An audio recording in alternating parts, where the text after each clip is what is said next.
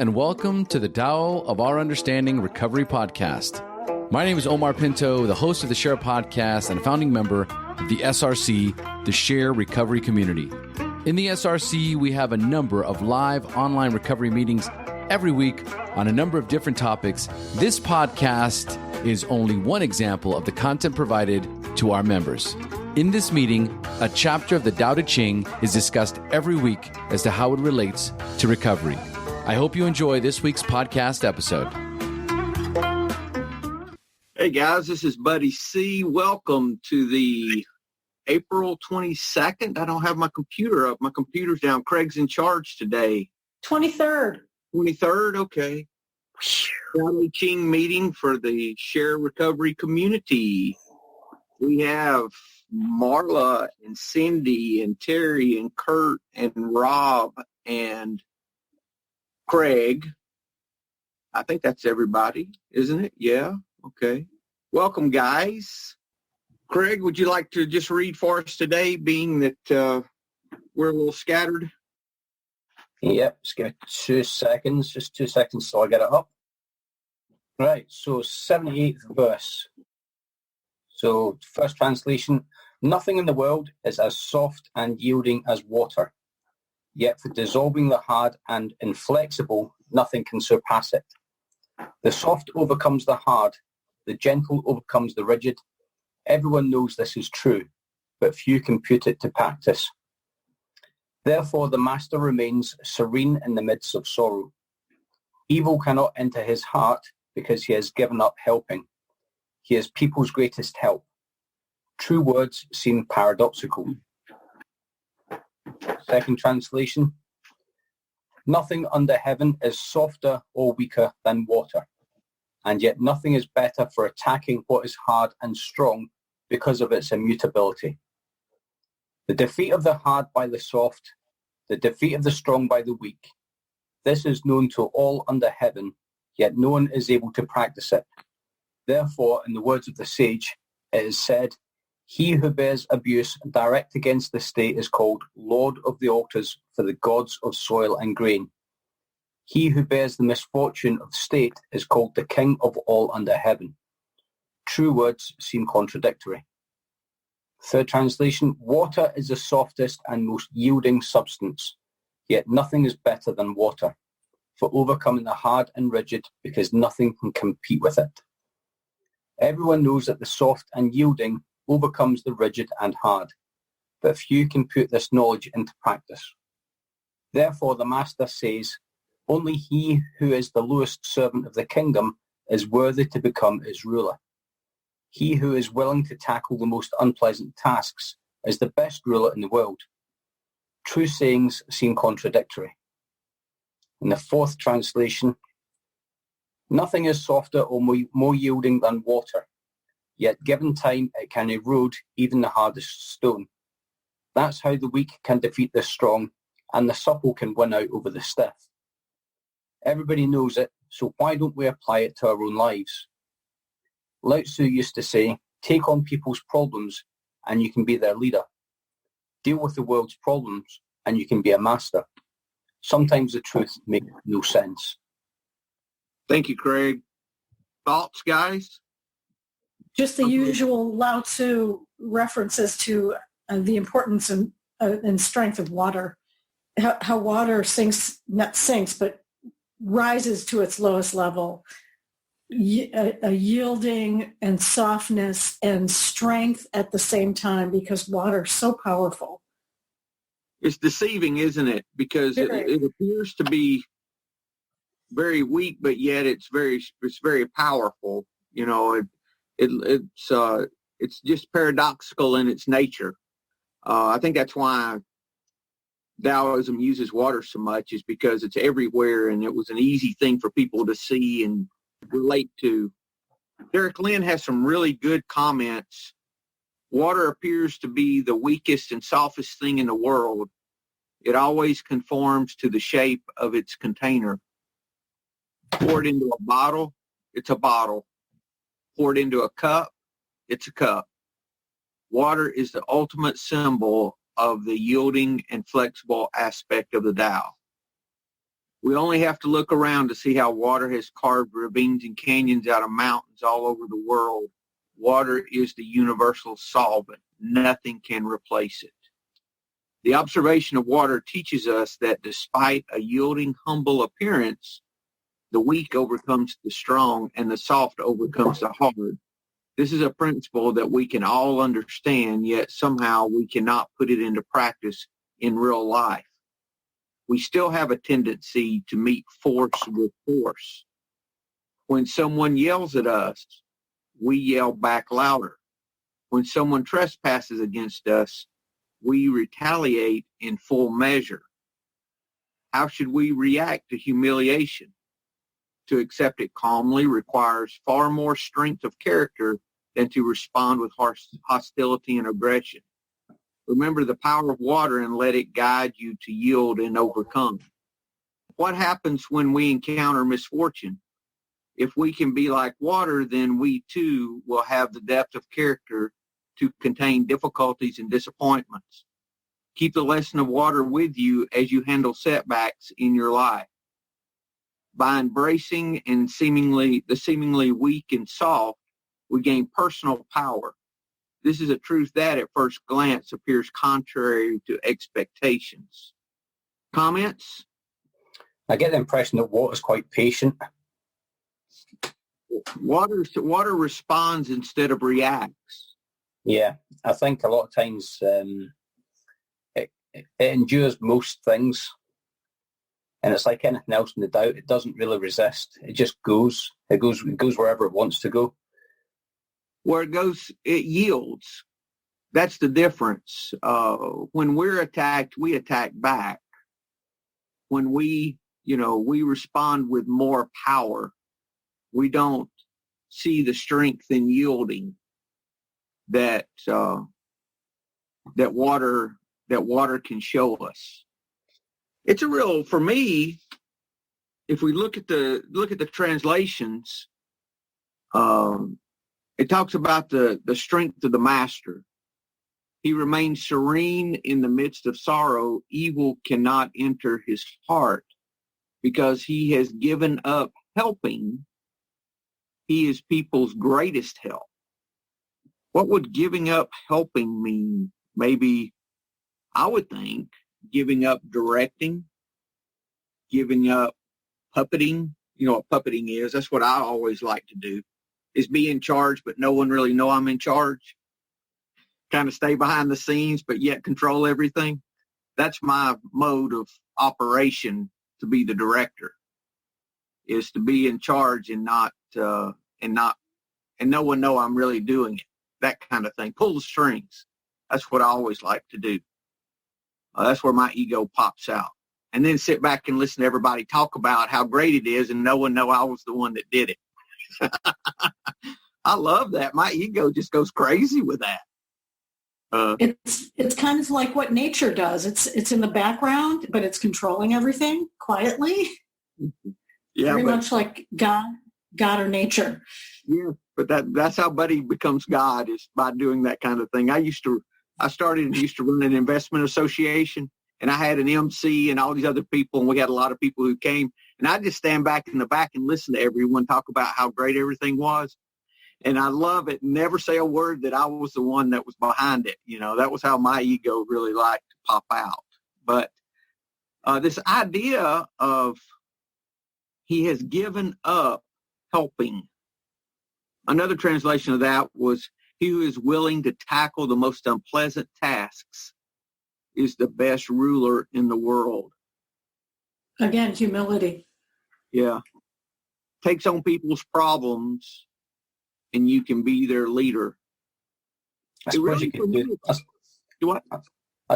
do that by leading by example. Yeah. Not giving up helping could be classed as not interfering anymore. Just going and doing the next right thing, and other people will do the same. I think a lot of people tend to have problems when they're trying to control things, and then they're not relinquishing that control. Well, I'm not able to look at references right now, but this says that this is that everyone knows this, but yet no one puts this into practice. And do we see that with other things other than this principle in the Tao? Have we seen other places where they said that same thing? I know Yeah. But this idea that no one does this, that's why it's so difficult to talk about, because it's counterintuitive to our thinking. Is how is it that I can not fight back, but yet overcome? How is it? Turn the other cheek. Yeah, and it's really about learning where our strength really is, right? We think our strength is in our response. Right. That's not where our real strength is. But we find that out in recovery. That's why we help another drunk. Who would think that would be strength to go help someone else? You would do that, once you have your mask on, then you go help someone put their mask on, right? That's the way we're taught, is that we take our effort to help us first. And then once we're in good shape and everything's good with us, then we go help someone else. As if it's our effort that makes us better. That's the way of water in my thinking. Instead, I think what happens for me, the way I put on my, I'm talking about that analogy of the airplane, and there's no air, no oxygen, and you got to put on your mask first, then you help someone else. Yeah. And how people relate that to recovery. I think that that's not been my experience. My experience has been that, and if this is a spiritual solution, then my effort has to go to helping someone else. And then my mask is on. I really don't know how it happens, but it happens for me. It's not, my effort is placed toward helping someone else. That's this way of water. In my thinking, it's a way of surrender, powerlessness, or what appears to be powerlessness. What appears to be, I had someone ask the other day about surrender. So we never fight back. We don't, the whole thing of, when am I going to defend myself? When am I going to? I said, well, you can defend yourself anytime you want to. Is that going to make you happy? Is that where your strength really is? So that's part of this. And all we can do is describe this. We can't, it is so counter to our thinking that it's hard to even get our head around how to really apply this principle in our life. We see glimpses of it. We see glimpses. When I help someone else, I'm helped. That's a glimpse of this, I think. It's the idea that we don't fight back, that we return good for evil, that that when someone attacks us, they're really attacking themselves. When we attack someone, they're a mirror. Our world is a mirror of what's going on inside of us. That's all part of this too, in my thinking. Looking at this and in my head, I'm replacing the word water with spirituality, and looking back at my program and how spirituality has, worked in my program. And in fact, it has been so yielding, and it was so hard to imagine at first being spiritual or applying these principles. There's so many of them that, it's overwhelming at first. And the idea that water could erode stone, it's like being in this program. There's just a little drops of spirituality daily seem to be adding up and becoming a power. But that's just how things have kind of worked for me. But, just reading this, I try to apply this in my business, my recovery, and my home. And in my recovery, I definitely just see how my spirituality has been as yielding as water, and now kind of permeates my whole being, if you will. But thank you. That's good, Terry. Thank you. I was looking at page 84 and 85 in the big book. We cease fighting anything and anyone, even alcohol. For by this time, sanity will have returned. We will seldom be interested in liquor. If tempted, we will recoil from it as from a hot flame. We react sanely and normally, and we'll find that this has happened automatically. we will see that our new attitude toward liquor has been given us without any thought or effort on our part. It just comes. That's the miracle of it. We're not fighting it. Neither are we avoiding temptation. We feel as though we have been placed in a position of neutrality, safe and protected. We've not even sworn off. Instead, the problem's been removed. It does not exist for us. We're neither cocky nor are we afraid. That is our experience. That is how we react so long as we keep in fit spiritual condition. Just like you were talking about, Terry. In the Taoist stuff, in the Taoist thought, it would be the effortless effort. It's still effort. It's still work, but it's in this place of ease and place of freedom. It's in the place that they were describing the master, not being in a place where the master had to help out of his own power and his own ability, I think, is the difference. Just like the effort is not from our own ability, it's from a place of surrender. It's a place of openness, place of humility. I like the Star translation where he's talking about. Why don't you read it for us, Craig? I don't have that open. Right. Okay. Yeah. So his translation is: nothing in the world is as soft and yielding as water. Yet for attacking the hard and strong, none can triumph so easily. It is weak, yet no one can equal it. It is soft, yet no one can damage it. Which I find quite interesting. I just remember slapping water in the bath as a kid, and it always come back. It never goes anywhere. It's like it doesn't have any effect on it. It is yielding, yet none can wear it away. Everyone knows that the soft overcomes the hard, and the yielding triumphs over the rigid. Why then so little faith? Why can no one practice it? So the sage says, fulfill even the lowest position, love even the weakest creature, then you will be called Lord of every offering and King of all below heaven. Which I think relates quite well to what Terry was talking about the spirituality, replacing the what with spirituality. I think that's a fantastic thing. We often find that in recovery as well. If people are coming into AA, they have this kind of hang up on God. They don't go straight across to a God thing. So we always say, look, let's replace it with something a bit more tangible. Like you can have love, faith, hope, just something else that relates to yourself. And I think translating the word water with spirituality is a fantastic idea in this.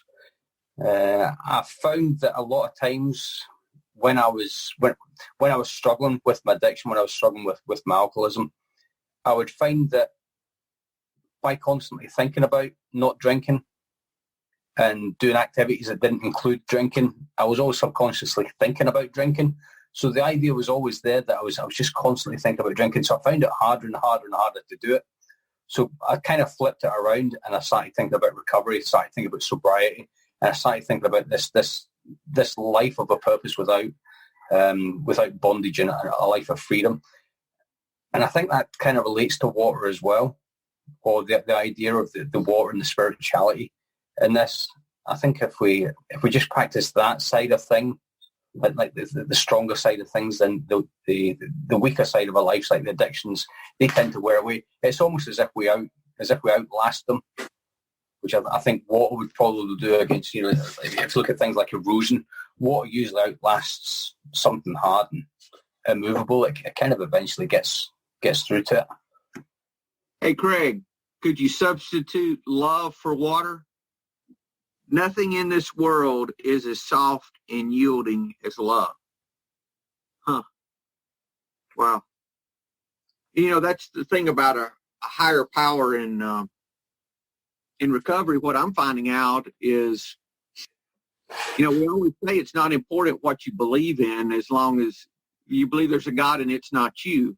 But I'm coming to the point to where maybe it's not important if I believe in anything as long as I learn how to be powerless. I learn how to surrender. And most of us can't do that unless we believe there's some being or some power that we can put that trust in. Mm-hmm. But what seems to me with all of this is that what's important is that we surrender. Without a doubt in AA, if we're talking about a step-based recovery, not a cognitive behavior recovery, then for me, and this has just been my experience, that what was important is that I have to surrender. That's for sure. So what I believe in really doesn't matter, or if I believe at all, as long as I can learn how to surrender, learn how to get out of the way. Because my problem is not a lack of belief. My problem is a lack of surrender. But yeah, it's interesting. I'd never thought about putting love in the place of water in this. That's powerful. Just like in the steps, you can take the steps and do the same thing. You can say, came to believe that love could restore us to sanity. Made a decision to turn my will and my life over to the care of love as we understood love. Admitted to love ourselves and another human being the exact nature of our wrongs. We're entirely ready for love to remove all these defects of character. Is that not what happens? We start loving people and our character defects come up and they get removed through this act of love. Humbly ask love to remove our shortcomings. Sought through prayer and meditation to improve our conscious contact with love as we understand love. Praying only for the will of love in our life and the power to carry it out. Having had a spiritual awakening as a result of these steps, we try to carry this message into practice to other alcoholics and to practice love in all our affairs. Is that not powerful? Comments? I was just saying, you can practically plug any of the absolutes in that, and that's really pretty powerful, actually, when you start doing that. And I found that true in a lot of things. Comparing this journey that I find myself on with a little bit of Buddhist, a little bit of Taoism, a little bit of Christianity, I find it's so easy to balance these, different things and see how they all work. And like you're saying, buddy, any of it, we need any of it, but all of it even works better, for me, for this alcoholic. But, I'm just kind of struck by the analogy that we can plug in just about any of the absolutes there and compare them to water. And I wonder how that would relate throughout the Tao. I know it's something I'll be looking at. Thank you.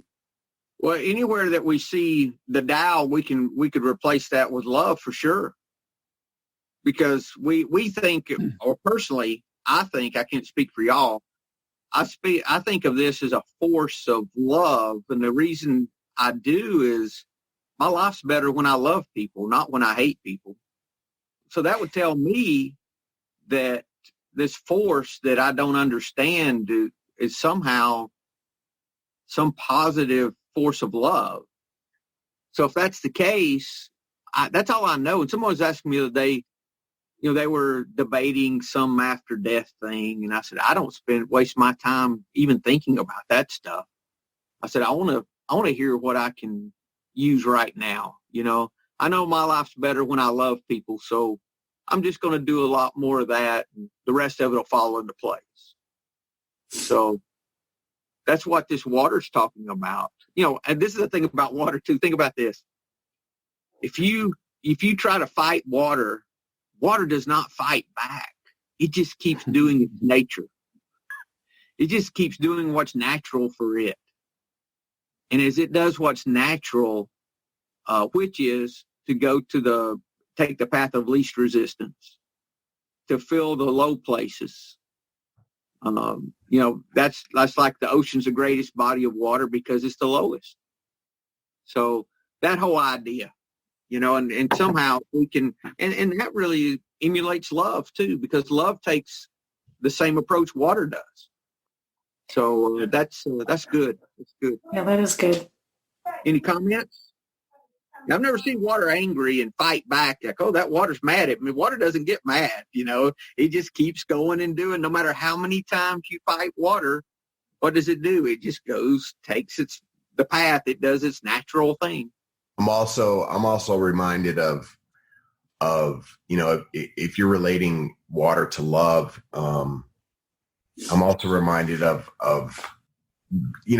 a certain feeling or a certain emotion or trying to hold on to something. And you cannot do that with water. The more you grasp and try to hold on to water, it's gone. But if you hold it gently and cup your hands, you can drink from your hands, or you can use it. And I don't know, I've just grasped, I've tried to hold on to things, attached to things, and including love. And it never seems to work out because I just don't cup it. I don't hold it loosely. I don't allow. So I don't know why that just keeps coming up and again in this whole thing. So I had to share that. That's good, Kurt. That's real good, actually. I hadn't thought about that, but you're right. And it's interesting how water, you may use water, but water just changes form. It's always there. Mm-hmm. If it evaporates, it's going to come back. If we use it, it goes, you can take all your different analogies, but it doesn't disappear. It's always there in some form. Yes. What in the second translation, I think they mentioned immutability, which is it doesn't change. Yeah. So. Yeah, that's good. That's good. Wayne Dyer, are you ready, Marla? Oh, yeah. Wayne, he's very good in this. I thought I thought we'd be here a lot sooner. He's got some good stuff. He does. In the interest of time, I'm not going to read the verse again. I'm going to skip the first paragraph. Water is as mysterious to us as the Tao is. When you reach into the river and try to squeeze it tight, you end up losing it all. Water is elusive until you cease grasping and let your hand relax and be one with it. Paradoxically, you get it by letting go. Lao Tzu advises emulating this element in all of its undecipherable and mysterious ways, even if it seems contrary to what your intellect and conditioning are telling you. Lao Tzu reiterates 3 themes that appear throughout his book. They are the true characteristics of water. 1, overcome the unyielding parts of your life by yielding. Hard and rigid are overcome by the relentless application of gentle things, such as water's soft flow or steady drip. So be persistently gentle and willing to surrender, and watch the resistance of the harsh and implacable wear away. This next part that hits me in the heart. For years, one of my family members who insisted on damaging herself and her relationship by ingesting intoxicating substances has been met by my loving but firm response. Slowly over time, her hardness began to wear away in the face of the steady drip, drip, drip of gentle but resolute kindness, acceptance, and love. My belief is that people who suffer from addiction need to be treated with love and patience and understanding. And I know there's a lot of, that's not how we're met in the world. That's not how we're seen. We're seen as shameful, under the bridge with a, bottle in a bag. We're just fighting a disease. It can be discouraging at times, but as Lao Tzu points out in this verse, we must act just like water and use a soft approach for attacking the hard and unyielding. Nothing can surpass it. 2, water appears to be something you could easily overpower. However, it's so flexible that once you push it out of the way, it will find its own level below all strong things and patiently enter where nothing solid can block its resting place. 3, water is so soft that it can't be harmed, damaged, or destroyed. It simply returns to its source to be used over and over again. Yeah. When you stay soft and surpass the hard, you too will be indestructible. Reread verse 43 of Living Softly. There's nothing softer than water under heaven, yet there's nothing that can surpass it for overcoming the hard. There's so much wisdom to be found in this analogy. Stay in your soft mode. Hang back when you're about to show how hard you can be. Try patience rather than attempting to rigidly control. Trust your innately gentle self. Change the way you look at strength versus weakness. See that stereotypes of rigid, hard, forceful, cocksure, and dominant aren't attributes of strength at all. In fact, these qualities will lead you to be suppressed and overpowered by softness, or what you've called weakness. Change the way you look at all of this and watch your world change. When you begin to admire and emulate those who stay weak and pliable, you'll see the true strength in yourself as a person of the Tao.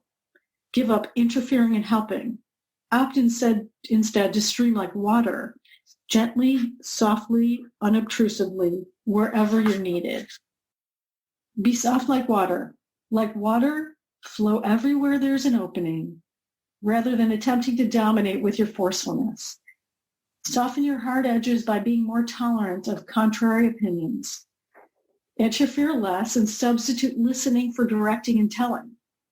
When someone offers you their viewpoint, try responding with, "I've never considered that before.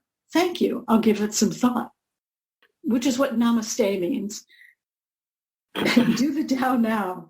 Do a meditation today in which you picture yourself as having the same qualities as water. Allow your soft, weak, yielding, fluid self to enter places where you previously were excluded because of your inclination to be solid and hard.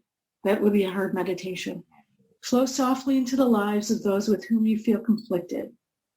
Picture yourself entering their private inner selves, seeing perhaps for the first time what they are experiencing. Keep this image of yourself as gently coursing water and watch how your relationships change. That's how you change your world. I read this with Zach E. Me and him talk. We talk about these on Wednesday, and when we did this one, we came up with. I think I did a Facebook post even. Thank you for sharing your viewpoint with me today. I will give that some thought. Thank you. Yeah, right. This idea of when we send love or we ask how we can love someone or how we can get love into a relationship or how can I love this person today? That's exactly what we're doing. We're doing this when we ask that question. I think this meditation is asking us to put ourselves in the person's life who we are conflicted with, just to sit there for a minute and say, well, where are they coming from? Mm-hmm. In order to respond in a softer, more loving way. So just to be more understanding and soft rather than conflicting with them. It's very hard when you're in quarantine with the same person for 2 months. Well, and this is the thing, too. It goes back to that idea of going where you're being pushed and not fighting. It's the same kind of thought that we don't fight. And that's what, page 84 said in the big book was we quit fighting anyone and anything, even alcohol. That we came to this place of neutrality. That reminds me so much of water and so much of love's response to everything. It's the exact same response. That's good. It's a very strong response. It's something in my experience I have to practice is switching my underlying anger, and I'm not sure what it's about, but towards loving. It's been a lesson and challenging these past few months or weeks, however long we've been here, is trying to remain loving when it feels like nature is playing a cruel trick on us that we have no control over. Scary. But love can win out for sure. Yes, it can. It helped. I was reading the Love is Letting Go of Fear book, Japowski, There was an idea there about acceptance that I thought was really good and very applicable.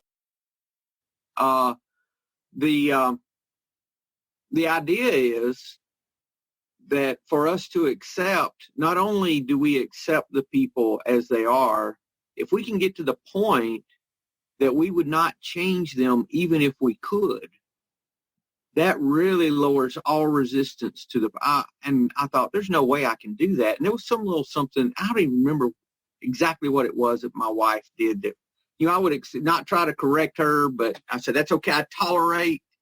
And that would be my level of acceptance, was toleration. And I said, okay. I said, I'm going to try it.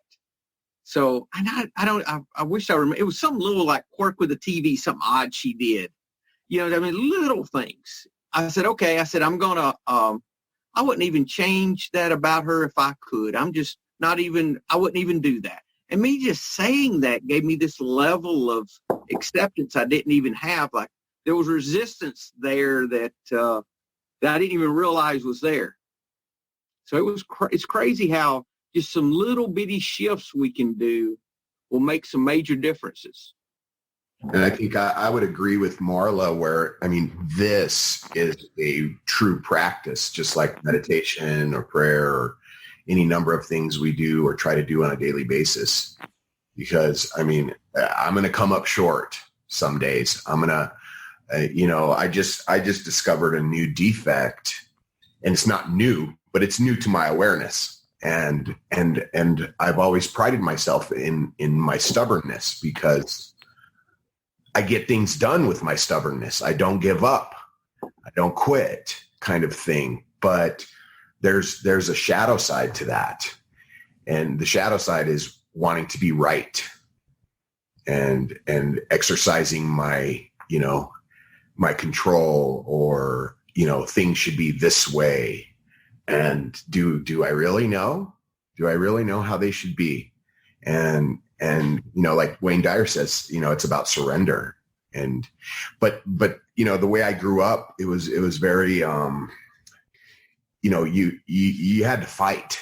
It was very masculine kind of world I lived in. And then with my parents they wanted to control everything because they thought they knew the best. And then I would go and I would have to, it was a really hard way to, it was all about control my whole life. So letting some of this stuff go and letting things flow is perceived weak, even, in my family structure and where I grew up. And so it's a practice for me to let go of these things. If that makes sense. But it's a better way, isn't it, Kurt? Oh man, there's more peace. There's more honoring of my individuality, things I didn't, I could never really truly be myself, nor did I know what myself or who I was for years, for decades. And so being able to allow and like, oh wow, I like this. Huh. I never knew I liked this. Oh, wow. I don't really like that so much. And just allowing stuff instead of trying to be something I'm not. And there's a whole long list of those things, but allowing it to flow is, it brings peace for sure. You don't have to live in that fight anymore. My life was a constant fight about something, Yeah. And look at also the friction that it causes in relationships. That's the tough thing. I agree with what you're saying, Kurt. There was something that Marla read, and I don't remember it now, but it was about just letting things flow. And it just really struck me about my day yesterday. Sorry. So when I got the phone call that my friend had died, I was in Costco with my daughter. And I lost my shit in Costco with my daughter collectively together.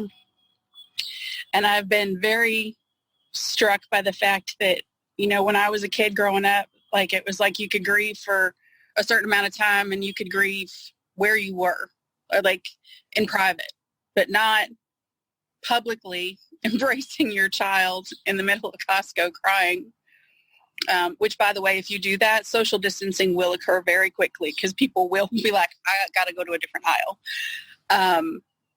But, it was just how we felt, and we just let ourselves feel it. I mean, obviously, we collected ourselves and we finished doing what we were doing and then got in the car and cried some more. But it just has struck me for the last 24 hours that I have the ability as a parent to let her grieve and to let that flow in a way that I was not raised to do. And that's a gift, to be there for her and to be present and to let her feel and to let me feel. That's all I have. Thanks, Cindy. Tina, do you have anything before we close? I've just been taking it all in and appreciating the different perspectives. I mean, because it is such a versatile, water is such a versatile thing in the concept of it, and replacing it with love and with all of, I just feel like there's so many takeaways from here. It's really overwhelming. And, it's kind of reminding me to just kind of let things be where they're at, because it's just what they're going to be. I was a little stumped about water being, I think about, the rules and things inflicted upon us. Well, what if they guide the water this way? And what if they guide the water that way? And so then all of those questions I was asking just reminded me, oh, that's just then where you flow, Mm-hmm. which is not the answer I want right now, because like you were saying earlier, Buddy, about, when do we say, I don't want to flow this way? Mm-hmm. And that's with anything, accepting people where they're at, my mom where she's at, my children where they're at. It goes again. I think, well, no, I can, the water should be going this way, but I have to just let it be where it flows. And even if that means our parameters are going to be having us flow to the north instead of the south, or a dam is built, or that's still out of my control because I'm just the water. Mm-hmm. But the water's so big, so it's hard. It's in one breath it's one way, in the other breath it's just the water, but then the water's everything. So I have a lot to think about here with this one, and I've just appreciated it and listening, and thank you. Thank you, Tina. One thing that you reminded me of with your comments was how water, the humility involved. We talked about that a little bit, but it always flows to the lowest place. Always, always. And how many times have you came into, like, you had something leak and you weren't, said, oh crap, look, it's everywhere, and it goes back under everything. It goes, and it would do that to anyone's house, no matter how good they were, how bad they were. It reacts the same way with everyone. And I think it's just interesting when we think about how water does not take sides. It's not aggressive. It's not passive aggressive. I mean, none of them. Right. And that also reminds me, I was thinking about one of the other chapters where the water, when you said it goes to the lowest place, that it all ultimately ends in the ocean. Mm-hmm. And the rivers and everything, when we were talking about that months ago. And it's also in the same breath of, when you said you don't worry about what, the afterlife or where we're ultimately going or where we're going to be. And I thought, yes, that's typically how I like to live my life. When I know somebody like Cindy, I'm sorry for your loss.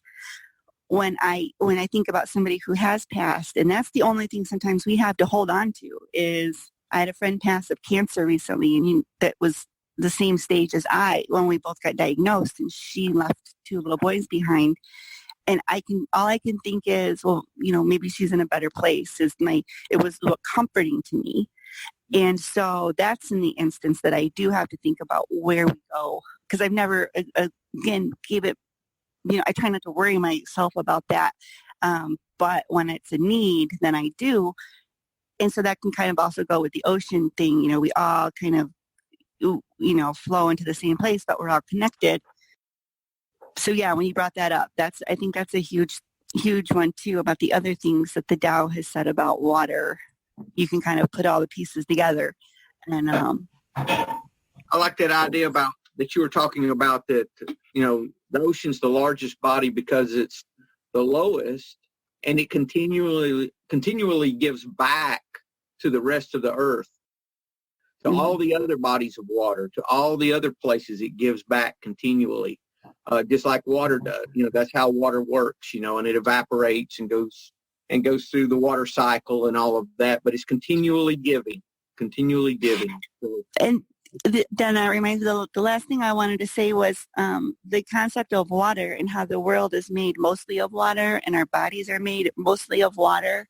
But we may not see it because sometimes we miss the forest for the trees and we don't see the entire ocean and we don't see the water in our body. We just know it's there. And I think that might have some significant meaning to all this, that it's always there. We just don't, we take it for granted, or we don't really know it. It's always there to be tapped into. Yeah, that's good, Tina. Thank you. Nor do we see the love from other people or what that we can receive, right. Give, you know. Yeah. And then, you know, and love doesn't get offended. You know, all those things from Corinthians 13 about love, you know, can apply to water when you think about it. You know, that love does not get offended. It's not, you know, all those things that go along, all the character traits are there. So that's good. Thank you. Thank you, Tina, Kurt, Cindy, everybody. Any other comments before we close? Yes, Terry. Yeah. I'm just thinking about something I used early in recovery, I still use today, was the idea that I'm being pulled along by the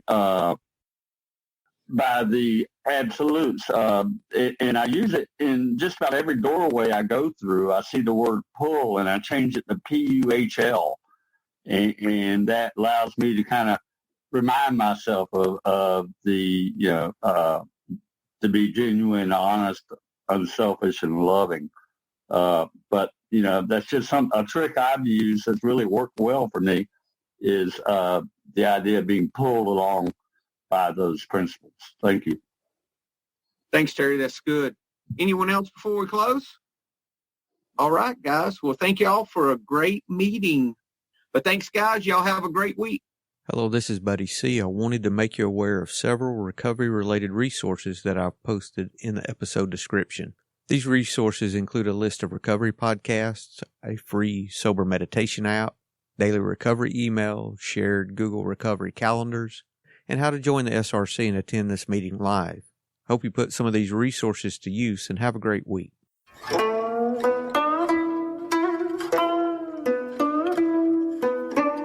Thank you for listening to the Tao of Our Understanding Recovery Podcast. If you enjoyed this episode, please share this podcast with your friends in recovery.